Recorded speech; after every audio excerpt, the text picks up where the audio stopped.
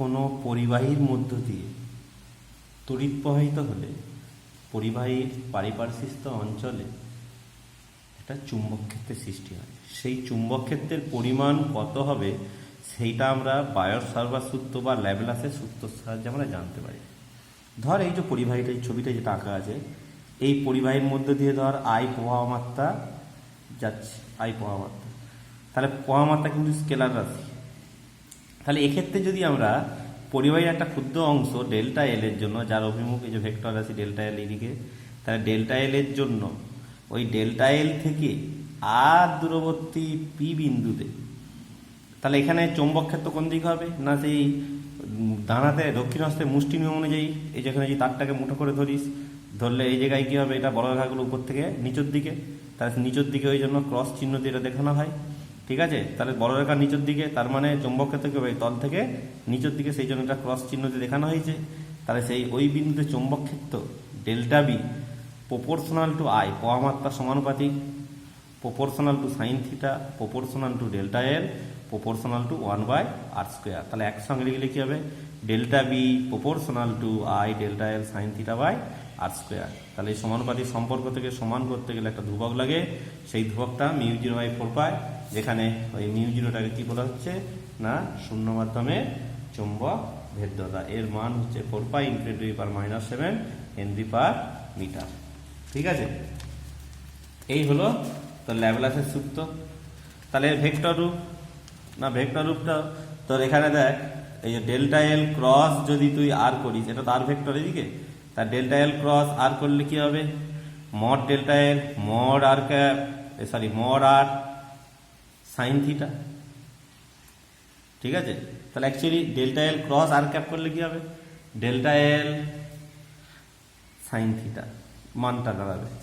তার মানে আমি যেটা পাচ্ছি যে তোর হচ্ছে মোট চৌম্বক, অ্যাকচুয়ালি যেটা এখান থেকে যেটা পাবি যে μ0/4π I delta L sine theta, মানে বলতে পারবি এটা μ0I/4π mod delta L cross R cap. ঠিক আছে, তাহলে তার পুরোটার মড। ঠিক আছে, তাহলে এখন মোট চৌম্বক ক্ষেত্র বি সমান কি দাঁড়াচ্ছে না, ওরকম ক্ষুদ্র ক্ষুদ্র অংশগুলোর মোট সমষ্টি, তাহলে সামেশন ডেল্টা বি সমান μ0/4π I delta L sine theta by r²। তার মানে সেখান থেকে এটা আমরা লিখতে পারি, এবং ওইটা যেটা বললাম, তাহলে যখন ভেক্টর আকারে লিখবো তখন কি হয়ে যাবে, এটা μ0/4π I delta L cross R cap by r²। তাহলে আর ক্যাপ মানে জানিস আর বাই আর, তাহলে সেখান থেকে এটা I delta L cross r/r³, এটা তোর রাশিটা চলে আসছে। বুঝতে পেরেছিস? তাহলে এখন এই যে তোর আমি চৌম্বক ক্ষেত্র কথা বললাম, তাহলে এখানে যদি চৌম্বক ক্ষেত্র বি, তাহলে এই চৌম্বক ক্ষেত্রকে যদি আমরা মাধ্যমে চৌম্বক ভেদ্যতা মিউ দিয়ে ভাগ করে দিই, যেটা পাবো সেটা কি বলা হয়, চৌম্বকন ক্ষেত্র এইচ দিয়ে নির্দেশ করা হয়ে থাকে। অর্থাৎ বি সমান আমি বলতে পারবো মিউ এইচ, যেখানে এইচটাকে বলা হচ্ছে চৌম্বকন ক্ষেত্র বা চৌম্বকন ক্ষেত্র প্রাবল্য। বুঝতে পেরেছিস?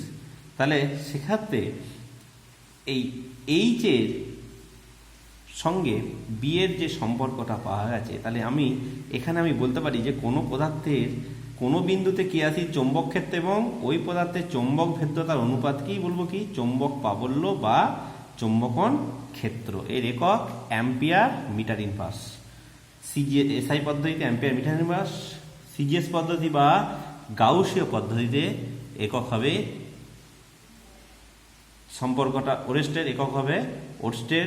এবং এই সম্পর্কটা মনে রাখতে হবে যে এই সম্পর্কগুলো হচ্ছে 1 অ্যাম্পিয়ার মিটার ইনভার্স সমান হবে 4π × 10⁻³ ওরস্টেড। আবার যেটা 1 ওয়েবার মিটার⁻², এটা সমান হবে কি 10⁴ গাউস, সিজিএস পদ্ধতির একক গাউস। তাহলে 1 ওয়েবার পার মিটার স্কোয়ার, এটাকে টেসলা বলা হয় থাকে, এটা সমান 1 টেসলা। বুঝতে পেরেছিস? তাহলে প্রবাহমাত্রার একটা একক সিজিএস পদ্ধতি একক হয় জানিস তোরা, যেটাকে বলা হয় ইএমইউ প্রবাহমাত্রা। তাহলে সেই ইএমইউ এর পুরো নাম হচ্ছে ইলেকট্রোম্যাগনেটিক ইউনিট। তাহলে সেই প্রবাহমাত্রাটা কি করে পাবো আমরা না আমরা এই যে এখানেই একটু আগে বায়োসার সূত্র থেকে দেখলাম যে কোনো পরিবাহীর মধ্য দিয়ে তড়িৎ প্রবাহ হলে ওই পরিবাহীর চারপাশে একটা চৌম্বক ক্ষেত্রের সৃষ্টি হয়।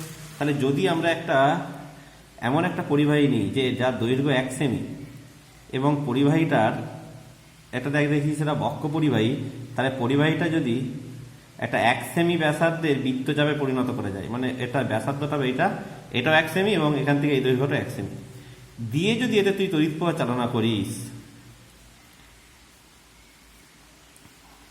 তাহলে যদি তড়িৎ প্রবাহ চালনা করিস তাহলে সেক্ষেত্রে এই কেন্দ্রে যদি দেখা যায় এখানে এমন একটা তড়িৎ প্রবাহ চালনা করলি, আই চালনা করার কারণে দেখা গেল এখানে কেন্দ্রে যে চৌম্বকন ক্ষেত্র সেটা তৈরি হচ্ছে তোর 1 ওরস্টেড। এইচ সমান হবে কত? 1 ওরস্টেড। যদি হয় এখানে এইচ সমান 1 ওরস্টেড হয়, তাহলে সেক্ষেত্রে যদি এটা 1 ওরস্টেড চৌম্বক ক্ষেত্র তৈরি হয়, সেক্ষেত্রে আমরা এই প্রবাহমাত্রাকে বলবো কি 1 ইএমইউ।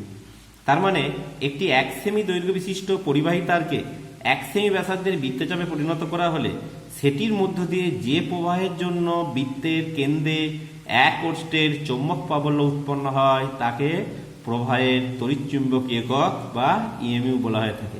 এবং এই সম্পর্কটা তোরা জানিস, 1 ইএমইউ প্রবাহ মাত্রা সমান 10 অ্যাম্পিয়ার, এটা কিন্তু মনে রাখবি। এবার আমরা বায়োসাভার্ট সূত্রের প্রয়োগে যাব। তাহলে সবার প্রথমেই দীর্ঘ ঋজু পরিবাহীর জন্য পরিবাহী থেকে আর দূরবর্তী কোনো বিন্দুতে আমি চৌম্বক ক্ষেত্র বের করব। তাহলে ছবিটা একটু আঁকার চেষ্টা করছি। দেখ, ধর একটা পরিবাহী আমি এখানে এঁকেছি যেটা, তাহলে আমি ধরছি একটা পরিবাহী যেটা হচ্ছে তার দৈর্ঘ্য হচ্ছে ধর এবি দৈর্ঘ্যের একটা পরিবাহী। তাহলে এখান থেকে এবির উপর অবস্থিত ও বিন্দু থেকে আর দূরবর্তী পি বিন্দুতে আমি চৌম্বক ক্ষেত্র বের করব।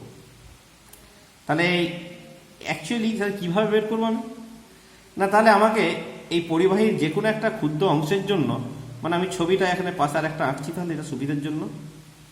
তাহলে এখানে দেখ, আমি একটা এই পরিবাহীর এটা তোর স্বাভাবিকভাবে এটা ও বিন্দু, তাহলে এটা তোর পি বিন্দু। তাহলে আমি কি করছি না, আমি এই পি মানে পরিবাহীর একটা যে কোনো ক্ষুদ্র অংশ ডেল্টা এল ডিএল, পরিবাহীর একটা ক্ষুদ্র অংশ ডিএল আমি নিচ্ছি। তাহলে ডিএল অংশের এই যে ডিএল অংশ, যেটা ডিএল অংশটা থেকে পি বিন্দুর দূরত্ব আমি ধরছি কত? এক্স। এবং এই কোণটা করছি তাহলে কত না, ডিএল অভিমুখ কোন দিকে? এই যে উপর দিকে। দেখ, ডিএল অভিমুখ এই যে এইদিকে, যেহেতু প্রবাহমাত্রা উপর দিকে প্রবাহিত হচ্ছে, আই প্রবাহমাত্রা আই উপর দিকে, তাহলে ডিএল অভিমুখ কোন দিকে? আই বরাবর, তার মানে এইদিকে উপর দিকে, ডিএল অভিমুখ উপর দিকে। তাহলে আমি মধ্যবর্তী কোণটা ধরলাম কত? আলফা। এবং এই এক্সটা এই আর এর সঙ্গে, এটা তো আর, তাহলে এই কোণটা ধরছি এক্সটা আর এর সঙ্গে যেই কোণটা উৎপন্ন করেছে এটাকে ধরছি থিটা। এক্সটা আর এর সঙ্গে যে কোণ উৎপন্ন করেছে সেটাকে ধরছি কত? থিটা। এবং এই কোণটা ধরছি আমি বিটা, এই কোণটা হচ্ছে তোর বিটা। তাহলে সেখানে এই কোণটাকে আমি বিটা ধরেছি। তাহলে সেক্ষেত্রে আমি যেটা পাচ্ছি, দেখ এখানে তাহলে আমি বায়োসাভার্ট সূত্র অনুযায়ী আমি পাবো, দেখ এই ডিএল অংশের জন্য পি বিন্দুতে চৌম্বক ক্ষেত্র ডিবি সমান হবে মিউজে by 4 pi I dL sine. দেখ এই এখানে অ্যাকচুয়ালি দূরত্ব কোনটা? এই ক্ষুদ্র অংশের দূরত্ব কত? ক্ষুদ্র অংশ থেকে এটার দূরত্ব কত? পি বিন্দুর দূরত্ব এক্স, এবং ওই দূরত্বের সঙ্গে ডিএল এর মধ্যবর্তী কোণ কোনটা? আলফাটা। তার মানে সাইন আলফা বাই কি হবে? এটা দূরত্বের স্কোয়ার, মানে এক্স স্কোয়ার। এবং এই ছবিটা থেকে দেখ, এই ছবিটা থেকে দেখতে পাচ্ছি বিটা প্লাস থিটা এটা সমান 90 ডিগ্রি, এবং আলফা প্লাস বিটা এটা সমান হচ্ছে কত? 180 ডিগ্রি। দেখ, আলফা প্লাস বিটা সমান 180 ডিগ্রি। ঠিক আছে, তাহলে অ্যাকচুয়ালি আমি এই আলফাটাকে থিটার আকারে প্রকাশ করার চেষ্টা করতে চাইছি আর কি। তাহলে বিটা প্লাস থিটা সমান 90 ডিগ্রি, তাহলে এখান থেকে কি পাবি, তাহলে অতএব আলফা প্লাস বিটার জায়গায় বসবে 90 ডিগ্রি মাইনাস থিটা সমান 180 ডিগ্রি। তার মানে আলফা সমান বেরোবে এখানে 90 ডিগ্রি প্লাস কত, থিটা। আলফা সমান বেরোলো 90 ডিগ্রি প্লাস থিটা। বুঝতে পেরেছিস? তাহলে সেখানে সাইন আলফা সমান কি দাঁড়াবে তাহলে, তাহলে অতএব সাইন আলফা সমান দাঁড়াবে সাইন 90 ডিগ্রি প্লাস কত, থিটা। তাহলে সমান এটা হবে কস থিটা। তাহলে এটা দাঁড়াবে কত, কস থিটা। ঠিক আছে? আবার দেখ এখানে, দেখ এই যে সম্পর্কে, তাহলে এই যে দূরত্বটা, এটা তো কত ছিল, এটা হচ্ছে এক্স, এটাকে আমি এক্স ধরেছি। আর এই যে দূরত্বটা আমি ধরেছি ও বিন্দু থেকে এল দূরবর্তী, মানে এটা এল ধরেছি আমি, ও থেকে এল দূরে ডিএল ক্ষুদ্রাংশ ধরেছিস। তাহলে সেখান থেকে দেখ ট্যান থিটা, ট্যান থিটা সমান দাঁড়াচ্ছে, ট্যান থিটা সমান দাঁড়াচ্ছে L by R, tan theta সমান এল বাই আর। তাহলে অতএব এল সমান দাঁড়াচ্ছে আর ট্যান থিটা। তাহলে অতএব ডিএল সমান কি দাঁড়াবে, R sec square theta d theta. DL সমান দাঁড়াবে R sec square theta d theta. ডেরিভেটিভের সূত্র থেকে পাবি এটা। বুঝতে পেরেছিস? তার মানে আবার দেখ আমি অ্যাকচুয়ালি সবগুলো কি, এই আমার এখানে কতগুলো পরিবর্তন মানে রাশি ছিল, দেখ একটা এল ছিল, একটা এক্স আছে, ডিএল আছে, আলফা আছে। আমি সবগুলো কি থিটার আকারে সম্পর্ক আকারে আনার চেষ্টা করছি। তাহলে ডিএলটা এসে গেছে, এলটাও এসে গেছে, ঠিক আছে, ডিএলটা এসে গেছে। এবার এক্স এর সঙ্গে তাহলে থিটার কি সম্পর্ক আছে সেটা একটু দেখছি। তাহলে এখান থেকে দেখ এক্স বাই আর, মানে এটা কি দাঁড়াচ্ছে, কস থিটা। তার মানে কস থিটা সমান বেরোচ্ছে তোর এক্স বাই আর। তাহলে অতএব তোর হচ্ছে একটু ভুল হলো, আর বাই এক্স, কস থিটা সমান হচ্ছে কত, আর বাই এক্স, কারণ এখানে এক্স হচ্ছে অতিভুজ। তাহলে অতএব এক্স সমান কি হবে, আর বাই কস থিটা। তাহলে অতএব এক্স সমান বেরোবে, অতএব এক্স সমান বেরোবে কি, আর সেক থিটা। এক্স সমান বেরোবে আর সেক থিটা। ঠিক আছে? তাহলে অতএব এক্স স্কোয়ার সমান কি বেরোবে, তাহলে অতএব এক্স স্কোয়ার সমান বেরোবে আর স্কোয়ার সেক স্কোয়ার থিটা। তাহলে আমি অতএব ডিবি সমান এই মানগুলো সব পরপর যদি বস করাই, তাহলে ডিবি সমান বেরোবে মিউ 0/4 পাই আই। ডিএল এর জায়গায় কি বসছে, তাহলে ডিএল সমান তোর এসেছিল R sec square theta d theta. তাহলে R sec square theta d theta dL. তাহলে অ্যাকচুয়ালি ছিল রাশিটা দেখ এখানে I dL sine theta by x square, এবং ডিএল সমান তোর এসেছিল কত, R sec square theta d theta. তাহলে সেটা বস করানো হয়েছে। এবং তারপরে যে তোর রাশিটা, তাহলে সাইন থিটার জায়গায় কি বসবে, এই সাইন আলফার জায়গায় কি বসবে, এটা কস থিটা বাই এক্স স্কোয়ারের জায়গায় বসবে কত, R square sec square theta. তাহলে এটা সমান বেরোচ্ছে mu 0I/4 pi R sec square theta, sec square theta কেটে যাচ্ছে, দিয়ে কস থিটা ডি থিটা। বুঝতে পেরেছিস? এটাই তোর হচ্ছে ডিবি এর মানটা এখানে কিন্তু এসছে। এরপরে তার অতএব মোট, অতএব বি সমান কি হবে, বি সমান হবে পুরো এরকম, দেখ এই যে ছবি থেকে দেখতে পাচ্ছিস এরকম পুরো তারটা, মানে পুরো তারের জন্য তাহলে এরকম ক্ষুদ্র ক্ষুদ্র ডিএল অংশ নিতে পারিস। তাহলে সেই ক্ষুদ্র ক্ষুদ্র প্রত্যেকটা ডিএল অংশের জন্য যা চৌম্বক ক্ষেত্র হবে তাদের সমষ্টি হবে বি এর সঙ্গে সমান। তার মানে বি সমান দাঁড়াবে mu 0I/4 pi R integration cos theta d theta.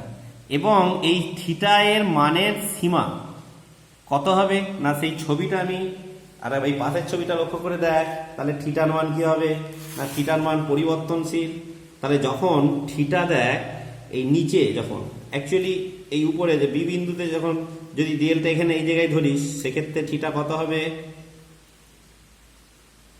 Theta 1, theta 2 ধরছি আমি এখানে, এটা এইদিকে এটা।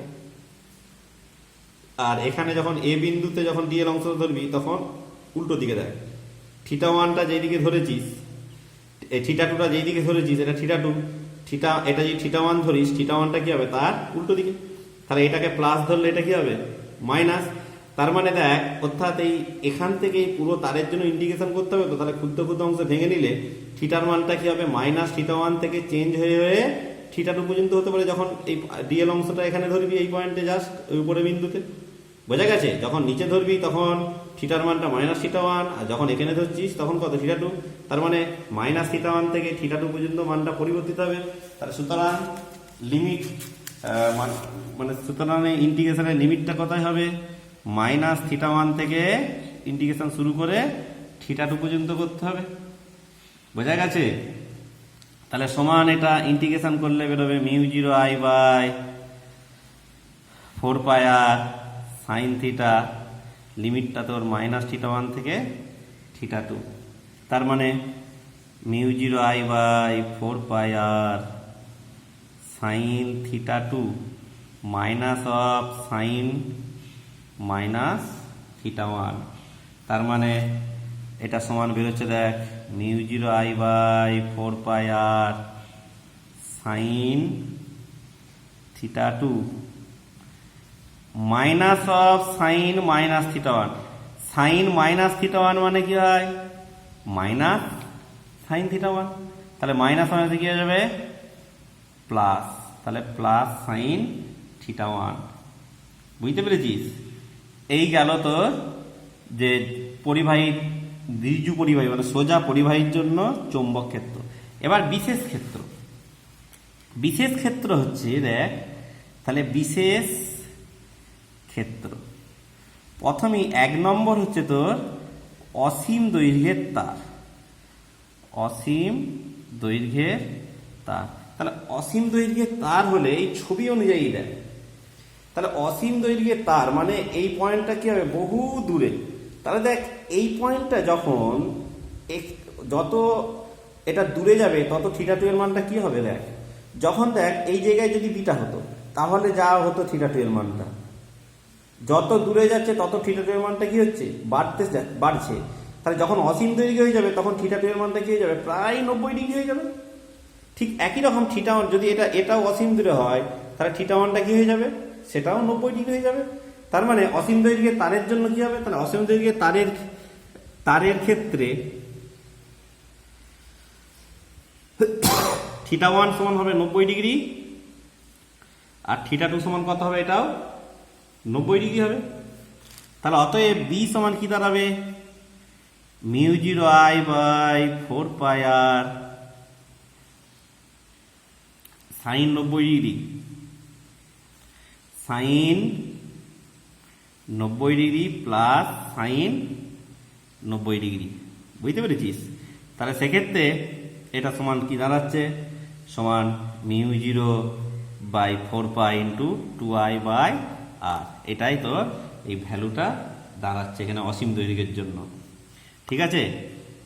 এরপর অর্ধ অসীম দৈর্ঘ্যের তারের জন্য কি হবে? তাহলে অর্ধ অসীম দৈর্ঘ্যের তার, তার মানে ব্যাপারটা হলো, দেখ, আলোচ্য বিন্দুটা ধর এই জায়গাতে।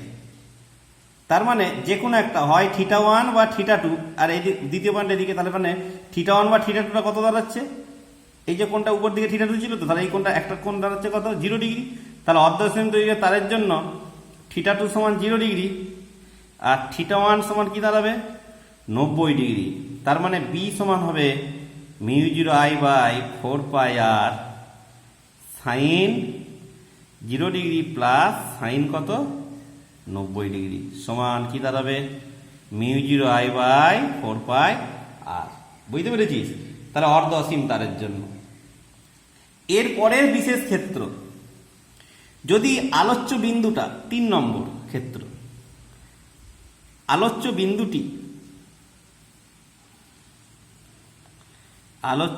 বিন্দুটি তারের বর্ধিতাংশের উপর অবস্থিত। তাহলে সেই ছবিটা আমি আঁকছি। দেখ এখানে আমি আঁকছি, ধর এটা এ বি তার, ছোট একটু হয়ে যাচ্ছে, যাই হোক। তাহলে এটা ধর এ, এটা ধর বি। তাহলে এখন আমি ধরছি এই জায়গাতে ধর পি বিন্দুটা। তাহলে দেখ যেটা তুই থিটা ওয়ানটা মাইনাস ধরে ক্যালকুলেশনটা করে যেটা এসছিল, তো থিটা ওয়ানটা মাইনাস ধরে ক্যালকুলেশন করে আলটিমেটলি এসছিল কত, সাইন থিটা টু প্লাস কত, সাইন থিটা ওয়ান। থিটা ওয়ানের মান কত ছিল ওখানে, মাইনাস। আর থিটা টু এর মান কত ছিল, যেটা ধরেছিলি এখানে, এই যে কোণে দেখ থিটা টু হচ্ছে প্লাস, কিন্তু থিটা ওয়ান কত, মাইনাস। তাহলে এখানে চিত্রটা দেখ, তাহলে তোর এই চিত্র অনুযায়ী এই কোণটা হচ্ছে তোর থিটা টু, ঠিক নিচের দিকে আগে এই থিটা ওয়ান নিচের দিকে, মানে মাইনাস থিটা ওয়ান অ্যাকচুয়ালি। কিন্তু থিটা টুটাও কি হবে, এটা থিটা টু। তাহলে দেখ থিটা ওয়ান আর থিটা টু তো একই দিকেই হয়ে যাচ্ছে। তার মানে তুই যেটা এই ফর্মুলাটা যেটা এসেছিল সেখানে ক্যালকুলেশন করেছিলি থিটা ওয়ানটা মাইনাস আর থিটা টুটা প্লাস ধরেছিলি। কিন্তু এই ছবি অনুযায়ী মানে যখনই এই যে পি বিন্দুটা এখানে হবে, তাহলে অর্থাৎ এই তারের বর্ধিতাংশের দিকে, তখনই কি দেখতে পাচ্ছিস না থিটা টুটাও কি হয়ে যাচ্ছে, থিটা ওয়ানটাও মাইনাস আর থিটা টুটাও কি হবে, মাইনাস। তার মানে এই মানের যে সীমাটা এখানে কি পাবি, মাইনাস থিটা ওয়ান থেকে মাইনাস থিটা টু। এই যে ফর্মুলাটা এখানে মাইনাস থিটা ওয়ান থেকে কি হবে, মাইনাস থিটা টু। তার মানে শেষ পর্যন্ত এটা কি আসবে, তাহলে শেষ পর্যন্ত এখানে বি সমান আসবে mu zero by four pi, mu zero I by four pi আর sine theta one minus sine theta two, এটা আসবে। কি বলছি, বুঝতে পেরেছিস? এবার দেখ এই পি বিন্দুটাকে তুই কি করছিস, পি বিন্দুটা তারের উপরে অবস্থিত। দেখ পিটাকে যত এইদিকে কাছে নিয়ে আসবি, পিটা এই জায়গায় যখন ছিল তখন থিটা ওয়ান আর থিটা টুর যা মান, পিটাকে যখন এখানে নিয়ে আসবি তখন কি হবে, স্বাভাবিকভাবেই ওটা বেড়ে গেছে। কোনটা বেড়ে যাবে না, থিটা ওয়ান আর থিটা টু বেড়ে যাবে। যখন এইটাকে তুই জাস্ট এই উপরে নিয়ে চলে আসবি তখন কত হয়ে যাবে, এই জায়গাতে যদি নিয়ে আসিস প্রায় 90 ডিগ্রির কাছাকাছি। এই পয়েন্টটা, এই যে পেনটা যেখানে দিয়েছি দেখ, ওই পয়েন্টে যখন পিটা হবে তখন কি হবে, থিটা ওয়ান আর থিটা টু প্রায় দুটোই 90 ডিগ্রি।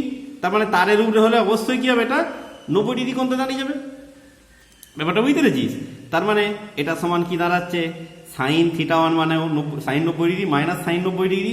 তার মানে থিটা ওয়ান সমান এখানে কত, থিটা টু সমান 90 ডিগ্রি। তাহলে অতএব বি সমান কি দাঁড়াবে, 0। বুঝতে পেরেছিস? তার মানে বর্ধিতাংশের উপর অবস্থিত হলে চৌম্বক ক্ষেত্রের মান হয়ে যাবে কত, 0 হয়ে যাবে। এইগুলো সব মনে রাখবি।